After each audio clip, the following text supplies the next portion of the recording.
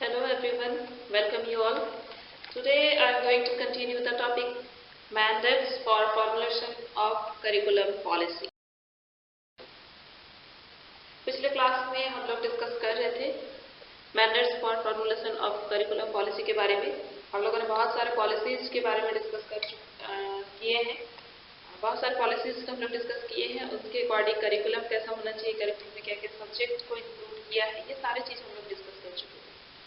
हम लोग last class में डिस्कस कर रहे थे नेशनल एजुकेशन कमीशन 1964-66, जिसको हम लोग कोठारी कमीशन के नाम से भी जानते हैं। तो इस कमीशन के बारे में हम लोग डिस्कस कर रहे थे। इसमें से बहुत सारे चीज़ का हम लोग डिस्कस कर चुके थे। इसमें हम लोग लास्ट क्लास में मैंने आप लोगों को बताया था कि ये जो नेशनल एजुकेशन कमीशन है, इस कमीशन के अकॉर्डिंग जो करिकुलम है उनको उस करिकुलम को 5 भागों में डिवाइड किया गया है, जिसमें जो प्राइमरी एजुकेशन का करिकुलम है उसको 3 पार्ट में डिवाइड किया गया है और जो सेकेंडरी एजुकेशन का करिकुलम है उसको 2 पार्ट में डिवाइड किया गया है। जो प्राइमरी करिकुलम है उसको इस प्रकार 3 भागों में बांटा गया है।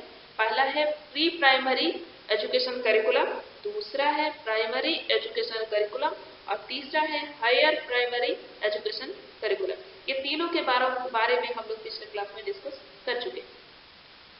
और जो सेकेंडरी एजुकेशन का करिकुलम है उसको 2 भागों में बांटा गया। पहला है सेकेंडरी एजुकेशन करिकुलम और दूसरा है हायर सेकेंडरी एजुकेशन करिकुलम। तो इसमें से जो सेकेंडरी एजुकेशन करिकुलम है इसके बारे में हम लोग पिछले क्लास में डिस्कस कर चुके हैं कि इसके अंदर क्या क्या सब्जेक्ट रहेगा। आज हम लोग डिस्कस करेंगे हायर सेकेंडरी एजुकेशन करिकुलम। तो देखते हैं कि हायर सेकेंडरी एजुकेशन करिकुलम के अंदर क्या क्या सब्जेक्ट को रखा गया। फॉर क्लास 1 एंड 2, क्लास 1 और 2 के लिए कोई भी 2 लैंग्वेज रखना कंपल्सरी। इसमें 3 लैंग्वेज के बारे में बात की गई है, जिसमें से कोई 2 रखना क्लास 1 और 2। पहला है any modern Indian federal language, दूसरा है एनी मॉडर्न फॉरेन लैंग्वेज और तीसरा है एनी क्लासिकल लैंग्वेज। ये 3 में से कोई 2 लैंग्वेज जो है क्लास 1 और 2 के बच्चों को रखना। नेक्स्ट हम लोग का है for class 3, 4 and 5 any 3 subject from them.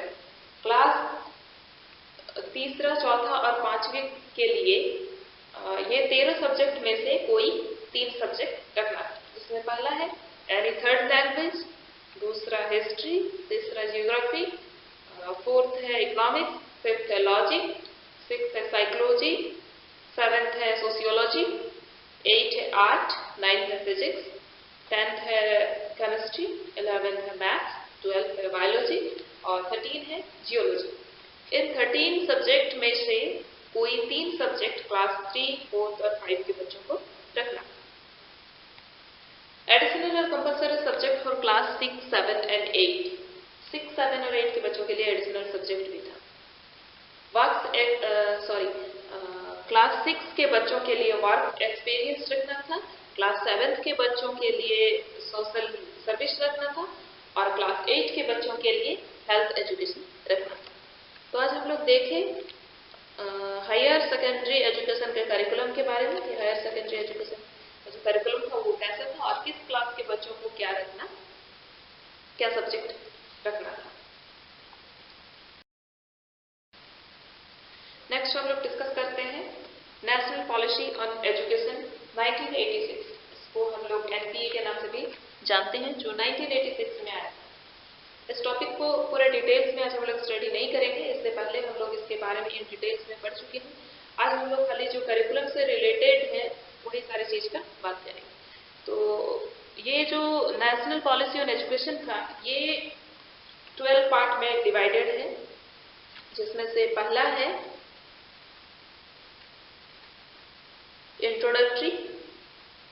Introductory part में कहा गया है 10+2+3 का बात की गई है। 10+2+3 का मतलब है 10th के बाद 12th के बाद ग्रेजुएशन 3 इयर्स का, मतलब 10th के बाद 2 इयर्स का इंटरमीडिएट और उसके बाद 3 इयर्स का ग्रेजुएशन डिग्री या डिप्लोमा कोर्स की बात की गई है। इसमें जो सेकंड पार्ट है वो है the essence and role of education. इसमें कहा गया है कि शिक्षा बुनियादी और भौतिक आवश्यकता है। इस बारे में इस पार्ट में किया गया है, जिसमें नेशनल इंटीग्रेशन की डेवलपमेंट की भी बात की गई। थर्ड पार्ट में है नेशनल सिस्टम ऑफ एजुकेशन। इसमें स्पष्ट की गई है एक निश्चित स्तर पर सभी की समान शिक्षा उपलब्ध हो। इसमें कहा गया है कि सभी के लिए जो एजुकेशन है वो एक समान शिक्षा सबको उपलब्ध हो, ये कहा गया है। जो फोर्थ पार्ट है education for equality. Fourth part में एजुकेशन की इक्वलिटी का बात की गई है।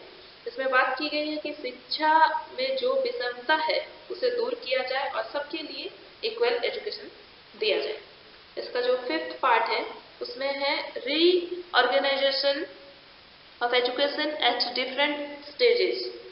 विभिन्न स्तर पर शिक्षा का पुनर्गठन और शिशुओं की देखभाल करने की बात की गई। ये जो फिफ्थ पार्ट है इसमें अलग अलग स्टेज का एजुकेशन के बारे में बात की गई है और इसमें जो चाइल्ड केयर है, चाइल्ड एजुकेशन है, उसके बारे में भी बात की गई है।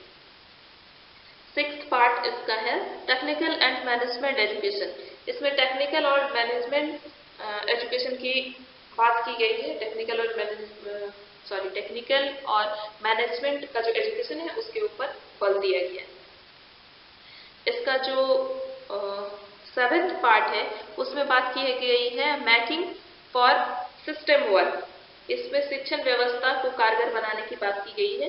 8 है reorienting the context and process of education. शिक्षा की विषय वस्तु और प्रक्रिया की नई मोड़ देने की बात की गई है। ये वाला जो 8 पार्ट है उसमें 9th पार्ट में द टीचर है। इसमें टीचर की बात की गई है। टीचर को इम्पोर्टेंस दिया गया है। उनका जो सेवा शर्त है उससे रिलेटेड बात की गई है। उनको ट्रेनिंग दिया जाना चाहिए, कैसे ट्रेनिंग होना चाहिए, ये सारा जो है उससे रिलेटेड बात की गई है। इसका जो 10th पार्ट है द मैनेजमेंट ऑफ एजुकेशन। इसमें प्रशासन की विकेंद्रीकरण पर बल दिया गया है। राष्ट्रीय स्तर पर भारतीय शिक्षा सेवा, राष्ट्र स्तर पर प्रांतीय शिक्षा सेवा, जिला स्तर पर जिला शिक्षा परिसर के गठन की बात की गई है। ये सारे चीजों का बात इसमें की गई है। 11th है रिसोर्स एंड रिव्यू। इसमें रिसोर्स और रिव्यू की बात की गई है। ये जो पॉलिसीज बना है ये सारे जो अप्लाई होंगे उनके लिए जो भी धनराशि की जरूरत होगा उसको उपलब्ध कराया जाएगा। जैसे इंफ्रास्ट्रक्चर की अगर बात करें, जितना भी रिसोर्स है प्रैक्टिकल के लिए जो सामान चाहिए, ये सारा रिलेटेड बात इसमें की गई है। और लास्ट एंड 12 पार्ट जो है वो फ्यूचर है।